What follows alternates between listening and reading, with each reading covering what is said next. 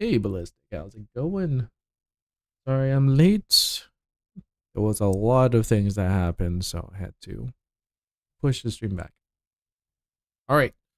First is an update 1.2.1. We're no longer in 1.1s now. We're back in up 2s. So, greeting Descendants. We're here on details of first Descendant update 1.2.1. You can also check the update details beyond the void page. All right. So main quest, Sigma Sector. So we'll be continuing our main story. Added a Sigma Sector main quest, which takes after the Descendant Corp destroys the first Iron Heart. The Sigma Sector main quest is available after completing Fortress Main Zone quest, which is basically story, like vanilla story right there. During the Sigma Sector quest, basic training for Descendants allows you to check the list of major battlefields during the apocalypse in a record. If you investigate all traces in the early Descendant list in the record, you will receive a special chest attachment. Ooh, if you guess all traces. All right, we'll have to take a look into that. New content, Sigma Sector drop-off operation. Sigma Sector is restricted for a century due to a strong void erosion phenomenon there. In a land where nothing was thought to survive, new traces of the enemy have been found. Penetrate the powerful void storm and find out what's going in the Sigma Sector. Sigma Sector drop-off operations now become available after completing the main quest, Responsible Regret and Atonement. The features of Sigma Sector drop-off operations as follows. New field, Sigma Sector is added. The Sigma Sector features a new type of monster from Legion of Immortality, the defects. Sigma Sector consists of 2 zones, Broken Boundaries and Isolated Desert, with 2 difficulty levels, Norm and High Risk, based on the storm level. Normal should be available after you complete the story, and high risk should be a requirement of mastery rank 15 for those watching this video. One of the 4 missions for each zone and difficulty is random selected and carried out. Reaching mastery rank 15, there we go, boom. And completing an isolated desert mission unlocks Broken Boundary on high risk difficulty. Completing a Broken Boundary mission on high risk difficulty unlocks isolated desert for high risk difficulty. Okay. So you have to do a normal. So 4 missions in zone, difficulties randomly selected, and then just go from there. Cool. Defeating a certain monster in Sigma Sector will drop Sigma Sector exclusive unique weapons. Ground Custodian. When you acquire Ground Sweeper, you can deal more damage to enemies, or destroy the enemies in giant transport ships more effectively. Ooh. So they're doing this thing where where they're dropping a weapon. So for those who've done invasions plenty of times, you know, that little beam rifle that drops, they're doing something similar with a weapon that will drop in the Sigma Sector, which is, I think, is a cool route that they are taking. During the Sigma Sector main quest, you can earn the following rewards to help you to Descendants. NG Activator, Nimble Fingers, Skill Expansion, HP Amplification, and they're +5. So that means they put a little bit into it. So this, again, is pretty cool. Electronic Condense, focus on electric. So this is definitely a good way for any new players coming in, because once you finish the vanilla story, you'll have access to the Sigma Sector. And so this is a way of just, they give you an activator. They give you already +5 into the mods, which I think is pretty cool. So, they give you Contagion. Ooh, so Freyna. Oh, that is really cool. Okay, that is really cool. High value relic exchange. You can visit Arena in Albania to exchange high value relics obtained from Sigma Sector drop-offs for various items. Unlock when you reach mastery rank 15 and complete Isolated Desert mission. Okay, so they're adding more NPCs from Albion to be useful. They just did Descendant when season 2 dropped, which I think is cool, and they're now adding her. That is pretty cool. How to obtain high value relics. Today's bonus available once a day per zone in Sigma Sector on high risk difficulty. Contain 1 high value relic for today's bonus with a maximum of 2 per day. Today's bonus reward becomes available when you unlock the arcade tuning system.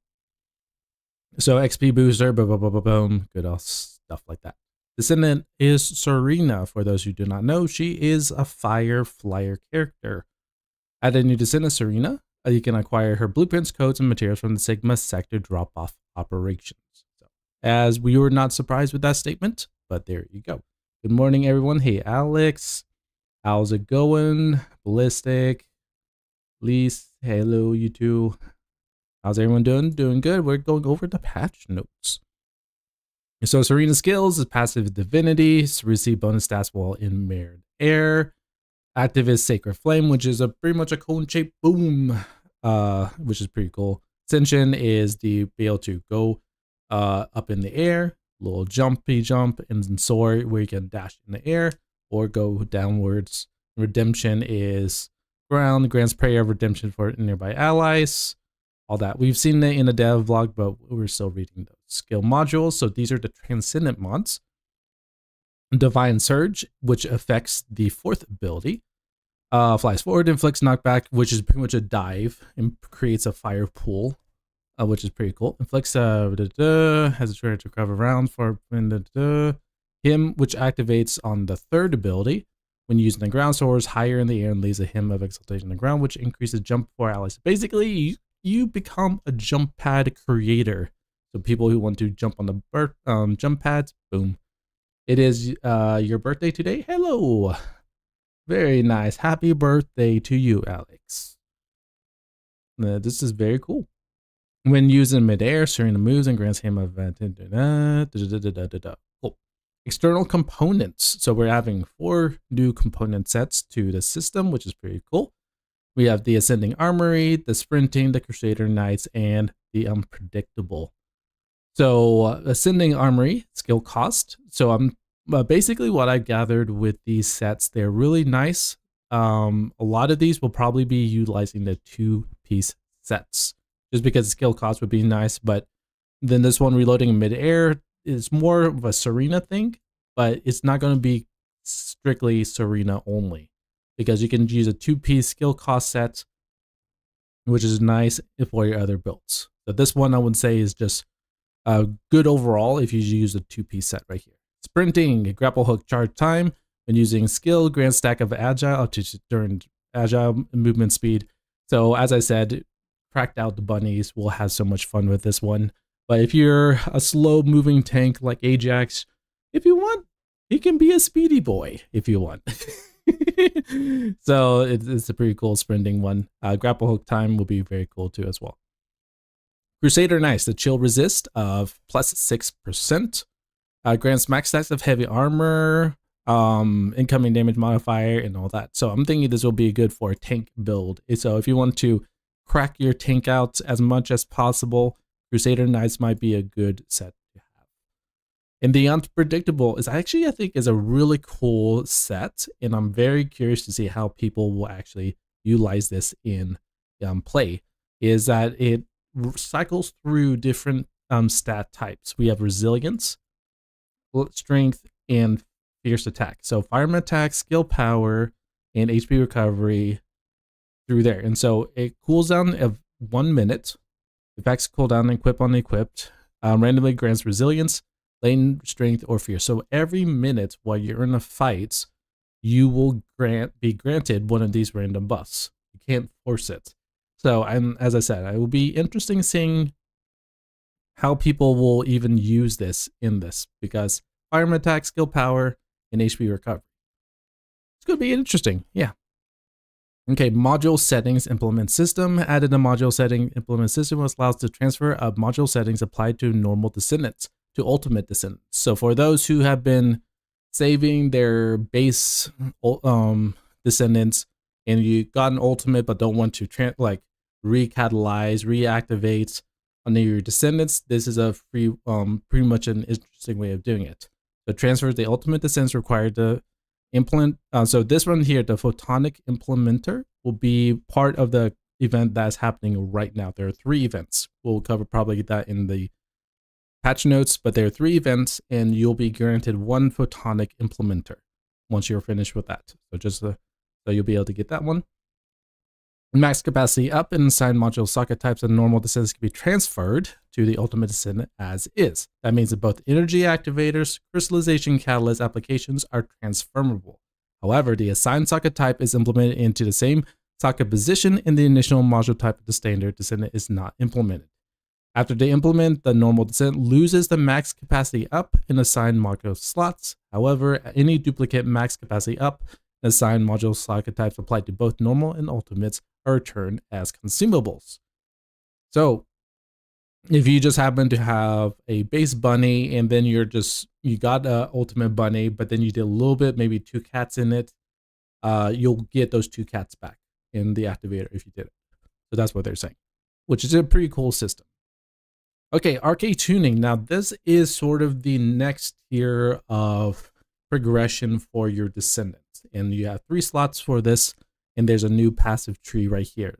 So it looks like they did a little bit of a revamp to this, which is pretty nice. Added the arcade tuning system that enhances your Descendants abilities. The system unlocks when you complete the main quest Into the Storm. So again, just progression.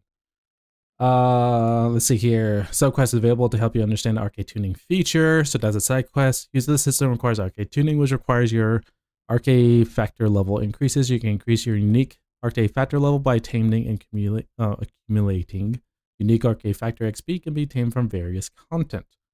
So normal Sigma sector, high risk Sigma sector, mission of the dailies, void erosion, void vessels, hard, and 400s. So this is actually a pretty good set of being able to get your arcade up, which is cool. Nice. Very cool, Alex. You can access the arcade tuning system via the menu in the inventory or the prime hands. Arcade tuning status shaped per Descendant group and the effects are applied equally. Only the same Descendant, normal, ultimate are treated as a single Descendant group. For a Descendant group with only the normal Descendant, both the normal and ultimates will be treated as a single Descendant group with the ultimates added later. So let's say you have a Ajax and ultimate Ajax. Your arcade will be applied to both of them. That's what they're saying. Descendant group with the ultimate is added later. Arcade tuning consists of multiple nodes, and you can just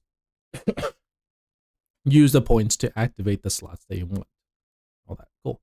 Special operations, hard difficulty map changes. The map of special operation hards have been updated. Resource defense, Echo Swamp to Fortress. I like that every new major content update they change the defense once just to keep it fresh, which I like. Very cool. Mine Blocker Montero lands, which is now into the White Knight Gulch. XP granted for each middle section of the special run hard have been removed or reduced, and the same amount has been added to the XP reward for defeating monsters in each wave. A rebalancing of XP. Cool. The changes of earning rewards for defeated monsters have been adjusted due to change in the number of monsters. The total XP earned remains the same or slightly higher than before. Ooh, slightly higher XP. Ooh, we'll have to try that now. Sweet. Content leaderboards. Add a leaderboard to Void Intercept Battle Abyss. You can now check the Intercept start screen and result screens of Void Intercept battles. Leaderboards. I'm not too fussed about that. So for ultimate weapons, we got this high-powered rail sniper rifle. We got an AR. We got a flamethrower, and a lot of people have been talking about this. Is the saw blade hand cannon, malevolent hand cannon, from Battle Pass.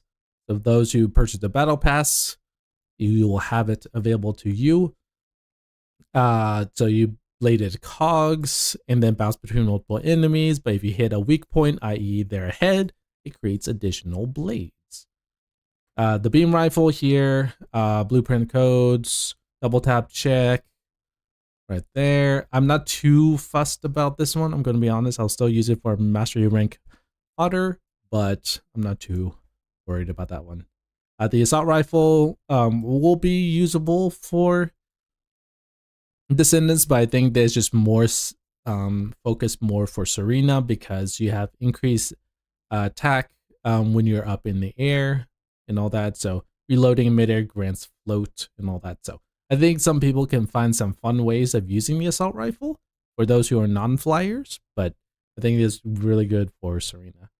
The sniper rifle, blueprint codes, and materials can be obtained in the Sigma sector. Aiming continuously consumes MP to fill the gauge. When firing, deal increased additional damage based on the field gauge. Yeah, so the sniper rifle, not that much. But this beam rifle, sorry, I misspoke.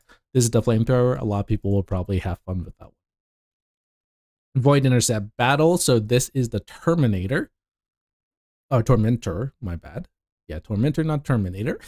It's the Electric Colossus for there. And you must be MR18.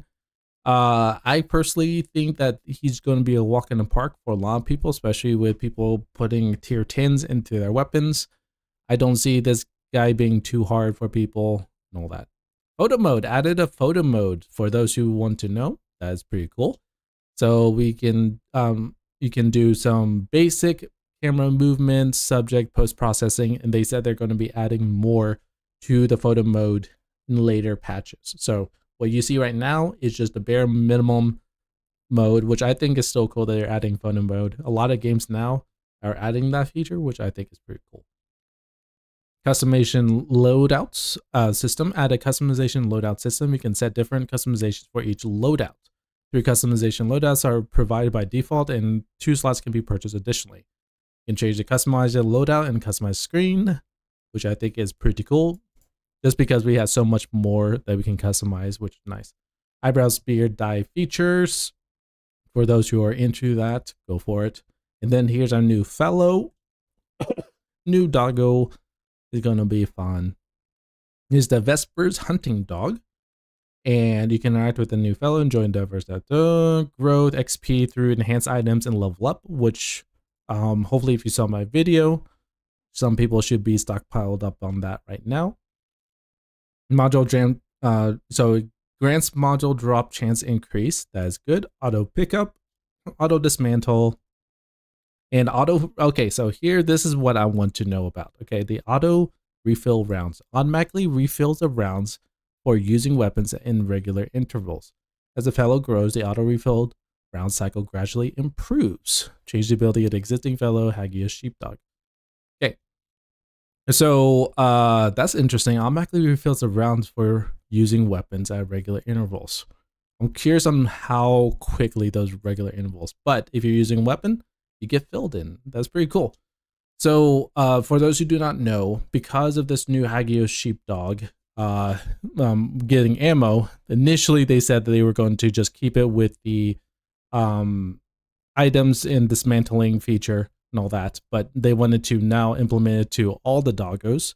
So it sounds like there's going to be more doggos in the future. So this one here, so previously item pickup and all that, but now they've added a healing factor. So we have the auto dismantle item pickup, auto HP recovery. The fellow automatically heals the Descendant every 30 seconds. Wow. As the fellow grows, the auto HP recovery amount gradually increases. So it's a flat HP recovery. Oh, and it starts at 30 seconds for level 1. So if you have a level 30, ooh, I wonder how quickly that heal is. That's pretty cool. The chance of obtaining blueprints goes in a void vessel has been changed to the same regardless of whether you have a fellow equipped. Equipping the fellow increases the chance of obtaining blueprint codes for Keelan and as before. All right, that's cool. Inversion reinforcements on the most powerful inversion effects have been reattained, with the effects of others have been changed. So this is like the passive tree from invasion side. We'll have to take a look at that into full detail. We have a lot to read, so you can look at that on your own time. Modules, add a new group of rare firearm multi-hit damage and multi-hit chances. So this I would think would be good for that new hand cannon. I would think the Malevolent, because it's a multi-hit weapon. Would good for Voltia, I would think, as well. But yeah, they've added some new purple weapons, which is pretty cool. And that's pretty much all that's there. Again, not going to go read every single full line because there's a lot. Got all the ultimates in Albion Cavalry. Yes, Albion Cavalry would be a good multi-hit one too. Battle Pass. Okay. So Freyna has glasses now. Blair has an eye patch. Blade has a mask. Hello. Very cool, very cool. Beyond the Void has been added. New items to bonus shops and all that fun stuff. But yeah, so there's a new event. There, as I said, there are 3 events happening right now as I'm doing streaming, and one of them is you can have a bunny once you complete it, or you could have 2 Haley skins. I personally would say go with the Haley skins because you're more bang for your buck, but some people would prefer the bunny one and all that. The new login event Beyond Sector has been linked. Let's take a look. So episode 2 update event Beyond the Sigma Sector. It goes from Thursday, which is today, all the way to the 11th of June. Wow, that's a long time. Serena's cover operations until April. Wow, so these are very long events. Very cool. We're happy to bring the event that will become live after Season 2 patch. Log in to attend rewards as assisted with the Serena's covered operations. So for day 1, so these are logins. Now, this is one here is not, you have to not log in every day. So if say you miss a day, you can still get day 2, but I think within the range and all that, you should be fine. Ultimate weapon sector box. Frostwatcher, hammer and anvil. Oh, no, excluding peacemaker. Okay, all right. So you still have to do it, but if you're trying to catch up on any base ultimate weapons that you're too lazy to farm, i.e. me, you can use these ultimate boxes. Good. Mid-air maneuvering, energy activator, clover box, some more stuff. And then on day 14, ultimate bunny or the Haley skins. Again, I would say go with the Haley skins, more bang for your buck, but I am not telling you what to do. It's just a suggestion. Event 2 assists with Serena's operations, dailies. So there's more dailies here. Total playtime apparently of 120 minutes. You get a crystallization catalyst. So play for 2 hours each day. You'll get a catalyst. Highly recommend. Second challenge daily and a weekly. Operation support tokens, which you can then turn into the shop. Apparently this used to be this, but now they removed it. Choose from normal descendants excluding Haley, Keelan, Ines, and Serena. Okay, so if you're needing some descendants and all that, save up 100 operation support tokens and you'll be good to go. Energy activator, definitely will be taking that. A weapon selection, another weapon box, so you can have 2 ultimate weapons pretty much off rip. Pretty nice. Dimension analyzer, core amplifiers, fine inducement, decryption, gold, Cooper. Yeah, cool. Yeah, so there are 3 events happening right now. Definitely a good time for those who are either new or returning players. I at least suggest taking time and investing at least 2 hours a day. You'll get a catalyst. Definitely worth. All right, the shop. New UI designs have been applied to the shop, which I am looking forward to. It's a really cool, clean UI, in my opinion. I like how they're taking out their own, and you'll be able to search and all that. So we're not going to go into details, but yeah, they're just new skins in the shop. Some really cool looking ones. Sharon evolved skin. So we had Valby last time, but now Sharon is the new evolved skin. For those who are going after evolved skins, that is Sharon. Okay, so now we're done with the update version. Now we're going to hotfix one. So what they usually with new content is that that's why these videos are much longer, is because we have update as well as a hotfix implemented. So reactor implementation system, you can now transplant optimized conditions of reactors to other reactors. First optimized condition, ETA, add Excava blueprint, the items list available at ETA. So for those who have missed the Excava time, go for it. You should be able to get it this time. Void intercept battles, change the commence time of intercept battles, like Colossus appearance, cutscenes, starting time, so you can now enjoy fast-paced battles. Ooh. I'm curious how fast a change that is. It's going to be fun. Adjusted the transition time of solo matchmaking up to start of public intercepts. Invasions expanded the expanse of where pickup weapons can be acquired, previously within range of 1.5, now to 3 meters. Okay, so you just be able to do stuff faster. Difficulty level rewards changes. Some of the type of reactors can be tamed in the areas where external quests are dropped. Normal difficulty Kingston, the Sarah Lands missions. Dungeons added doors to the heart of the fortress. Change the monster looking spawn in Echo Swamp. Void vessel normal difficulties. Just some changes, it looks like. Replay quests. The following service requests that can be reviewed through Descendant instructor. More sub-quests will be added in the future. But you can replay quests now.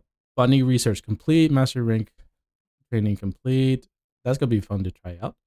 When you're in when you die in the field mission, a support request mission will be displayed. Displaying the initial death only. You can instantly request support without any confirmation process. So that sounds like we'll have to get down on purpose and see how that works. Weapons and modules. UI and UX changes. Changes the UI design to page switching selection type in accordance with the increased number of amorphic material. Okay, cool. Give me a second here. This. You can improve the icons of modules, enhance. Oh yeah, improve the icons of some modules. I did notice that in the devlog. I was like, ooh, some new icon changes. Here's the timing of removing assassin target information. Just a lot of, okay, so enhance the cutscene of Transcendant tier modules and weapon core tier drops, enhance map indicator items. All right, skins, mark improvements for body skins. Okay, yeah. We've added more paints for customization. Are you making a summary video? Probably not for this one. It'll be a little bit hard to do so, but it'll be on my YouTube channel just from start to finish. So, encrypted vaults, you can now spawn encrypted vaults in local. See it spawn encrypted vaults in local map. Ooh, I am looking forward to seeing that. That's gonna be nice. Types of encrypted vaults displayed on icon. However, hover over the icon to see the number of code analyzers. Ooh, I like that change. I like this change a lot, devs. Ooh, nice, nice, nice. Ease the spawning intervals. Potential spawn. Nice. And miscellaneous added 4 types of Excava blueprints to the trade limited weapon product list. Add research to craft Excava to NPCs and NACE.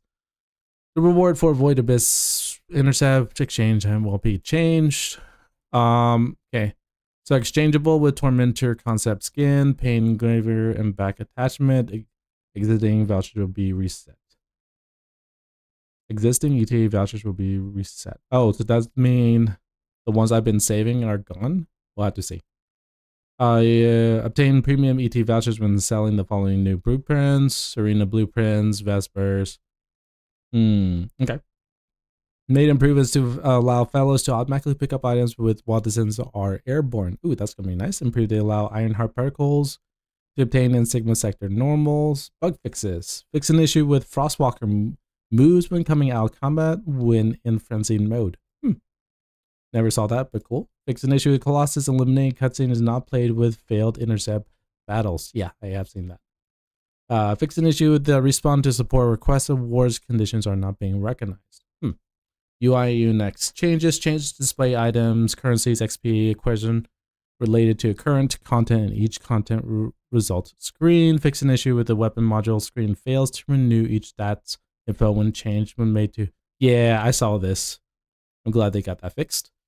Fix an issue with the first time completion rewards are not displayed in acquisition information list. Yes, glad they got that fixed. Fix an issue with the emotes, item tooltip, description, and shop banner descriptions are mixed up. And finally, fix an issue with the skill power increase effect after loading does not stack properly in the 4 set effects of the active volcano external component. Okay, so the active components that got fixed. Sweet, and thank you. For any devs watching, I like how you organize this on the right side, so you can just go, oh, 4 new ultimates. Zoom instead of having to scroll through. This is a really nice change that you can just jump to. That's pretty nice. All right, well, I've been rambling a lot. That was a lot to read.